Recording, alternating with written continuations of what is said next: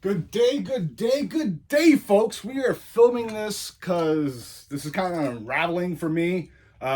Bringing out one of my favorite toys, or one of my favorite things growing up as a kid. I love this series. The second one's my favorite one, and it's in a trilogy. So just to get to it, this video is a breakdown of the new Sideshow / Hot Toys DeLorean Back to the Future Part 2 with the cool flight mode.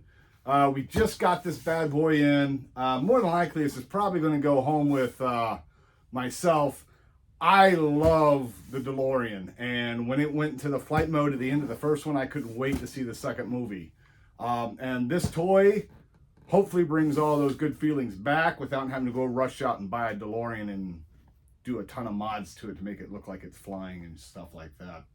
But this is going to be an overall review of the DeLorean from Hot Toys. Don't know the model number on this bad boy. So it's a time machine, MMS 636. This is a 1/6 scale collectible. So this scales with Doc and Marty. We'll get right into it by opening up this box.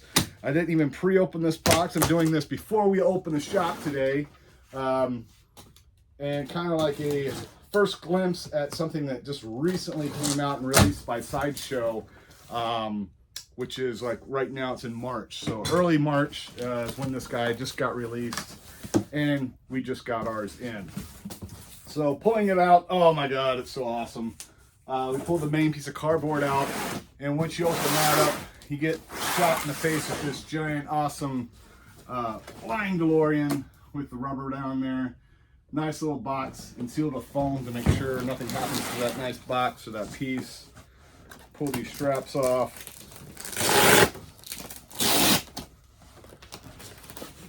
Yeah, really excited about this piece, guys. Like I say, outside of a few toys for myself, I'm not really excited about cars, but, well, cars that I don't already own. I like cars I own. But this is a cool piece, as I will probably never get to own one of these. Maybe a DeLorean down the road, somewhere in the deep future, maybe in the past. But this is going to be it for right now. You get an awesome little manual right off the top, and then it gives you all the directions on how to set it up, how to do the flight mode, where the batteries go. It takes AAA batteries. Stuff lights up. It's got hoses on it. Tons of fun stuff to learn about your car. And then you get right into the nitty gritty. And basically the first box part is going to have the flight stand. It looks like some modulators for the flight stand to make it look like it's flying out of the box. These are the LCD, I believe, cords that go around the exterior parts of the time machine. And then, of course, we have the Mr. Fusion that goes in the back. Diving into it a little bit deeper. Let's see if we can get this foam out without having to mess up this box too much. Ah, there we go. Pull those straps around. Now we can lay it out, open it up, and pull out to the main car section, I believe. So, big box part, like I say, has the flight stand, the Mr. Fusion, the wiring for the side of the car, and then the flight stand for the Back to the Future floating time machine. Putting this off camera right quick. Dude, guys, this looks stupid sick. So sick to the point I'm nervous about pulling this one out of the plastic or even touching it. It is freaking fantastic. So get you guys somewhat a look here. Try to pick this up where you can see it. You get the time machine sitting in there. It looks fantastic, guys. The metal etch work on it, the wear and tear between the thrusters in the back, the gauges on the inside. Dude, this thing's sick. I know they've already released the first version of the time machine, the DeLorean. And this one even looks better than that one. And of the three, the first one, this one, and the last one with the big big white walls, I would prefer to get this one over all three of those. And finally we got it. Let's see if we can pull this out and give you an idea on weight and stuff. It's a little heavy, I won't lie. But look at this. Look how sick that looks in the plastic even on screen. I'll lay it down right quick. Push the box out of the way.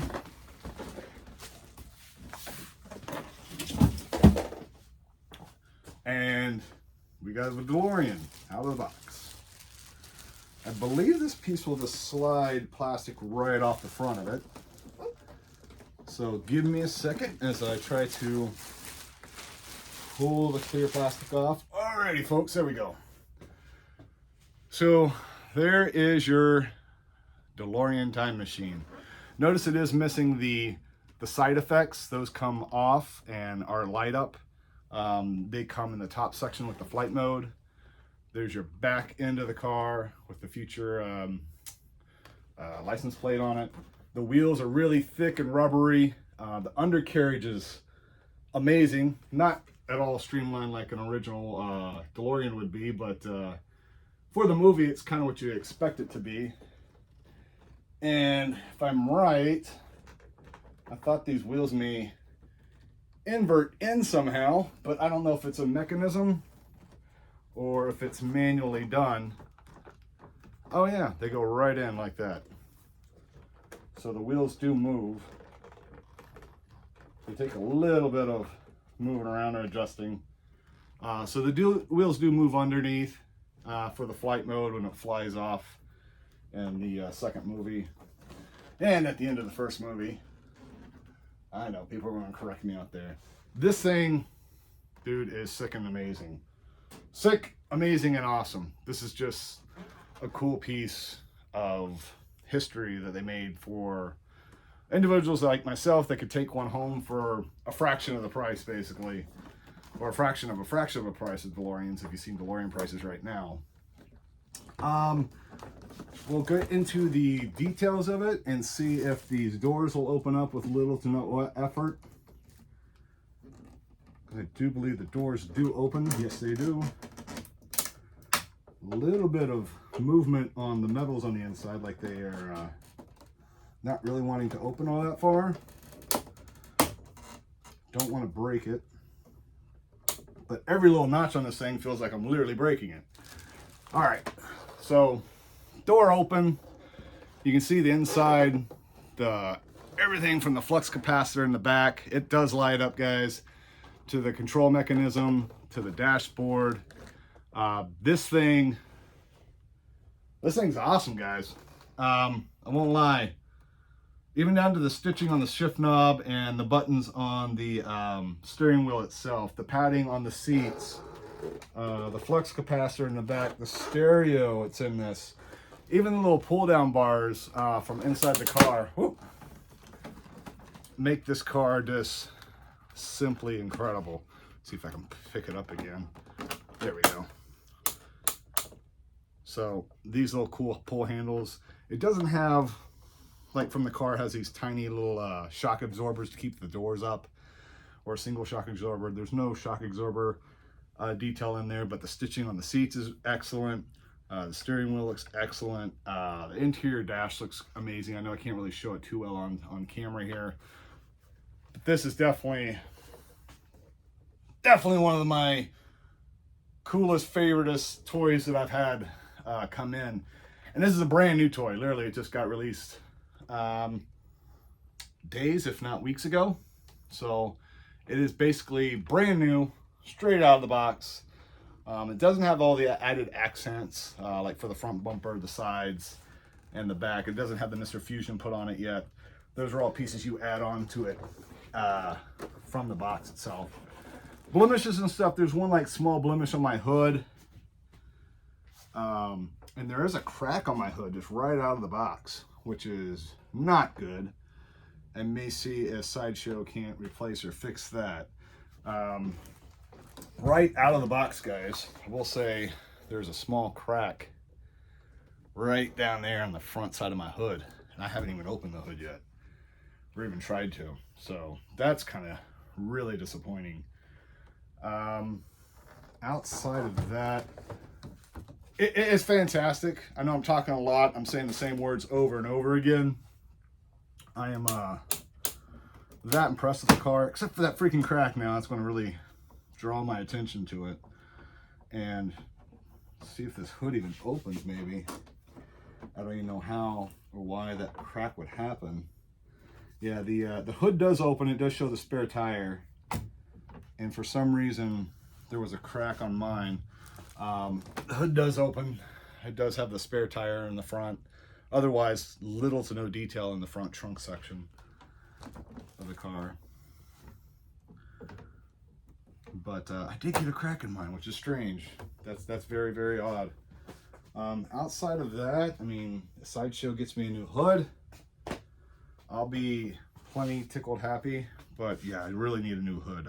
That scratch, not so much a scratch. There's a blemish on the hood, and then there's a definitely crack in my hood.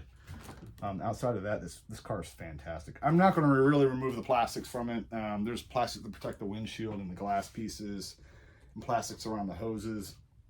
And you still got to put everything on it. I'm going to try to hunt for a display case to put this. I don't know if it'll go up on the wall in the store or if it'll go home with me, but this is just an amazing piece of engineering feat to design one of these things, and having it in my hands for the first time, it's pretty awe-inspiring and oh my gosh, so awesome. It's so awesome, folks. So I hope you enjoyed this kind of unveiling of this car. I'm not going to put the pieces on. I'm not going to put batteries in it. And we're going to try to get a hood replacement because the hood did come cracked. Again, that hood cracked is like right down there on my thumb. And literally, I just pulled it straight out. Nothing should have happened with the hood in that scenario. But hope you guys are pleased. Check out the shop. I will be here Saturday, which is today, from about right now. We open in about 2 minutes till about 6 o'clock tonight. And we're putting out a ton of newer modern Transformers out in the shop as well. We have a new Metroplex and a whole slew of Siege, War for Cybertron, and Kingdom figures, maybe a few like Shattered Glass and exclusive Marvel Select or Transformer Selects as well. So stop in the shop, check us out, come by. Remember, we don't ship. We don't sell online. We sell in-store locally to our local individuals. So sadly, if you don't live in the area, you got to make the shop or make the stop into the shop to check out what the vintage car toys and everything else is all about. Peace out, folks. You guys have a great day, and we'll hope to see you soon. Bye now.